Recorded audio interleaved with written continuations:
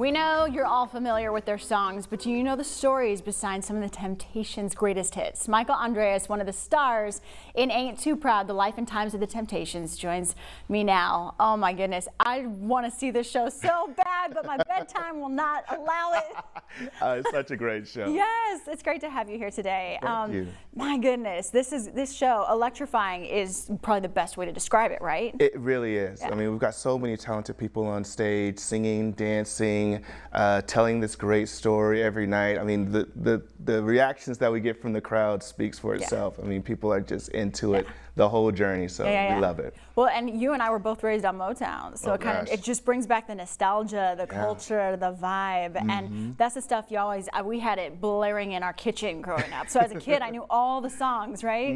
Every morning. I mean, especially over the weekend mornings, my mom would listen to Stevie and you know, and the Lionel Richie and the Temptations, Four Tops. So yeah, it just became like the fabric of my way of life. So getting to be a part and tell this story, it's a dream come true. Show starts tonight. So tell us a little bit about what we're going to experience. Well, it's the life and times of the Temptations. I play Otis Williams, who's the last surviving member of the original Temptations, and the story is kind of told through his memory.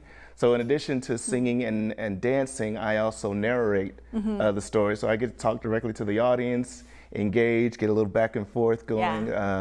But it's a lot of fun, a lot of great music. I think they had like 14 top 10 hits out of, you know, all their entire catalog. So you're gonna love it. Just come ready to have a good time and shout and sing along and just all those good things. I'm down. What's gonna surprise people? Anything about the storyline that is something we didn't know?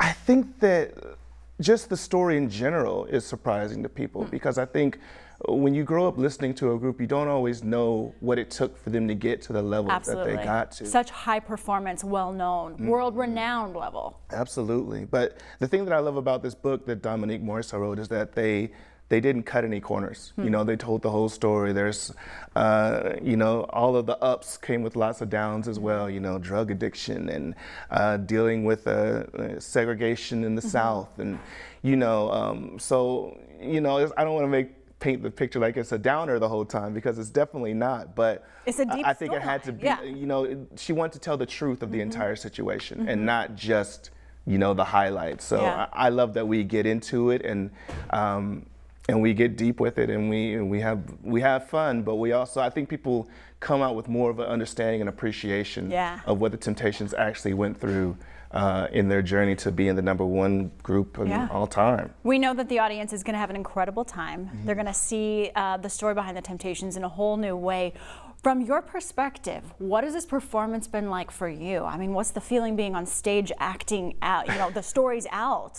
It's been amazing. It really has. And not just the feedback that we get in the audience, but then when we leave the theater, the people are always just so thankful that we brought this, that we're able to bring a show of this caliber to their towns, you know. This is a Broadway show in every sense of the word, you know, in the sets and the music, the costumes, the choreography, which won the Tony Award.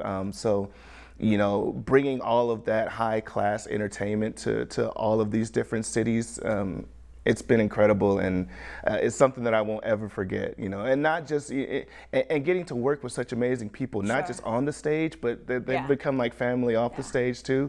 And I think that's something that shows through, is that these are like my actual brothers that I get to perform with every night. I mean, you better like them because you're spending a ton of time with them.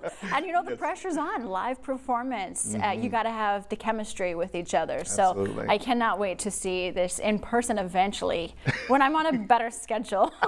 So come to town again, okay? That's your invite. I'll petition for it.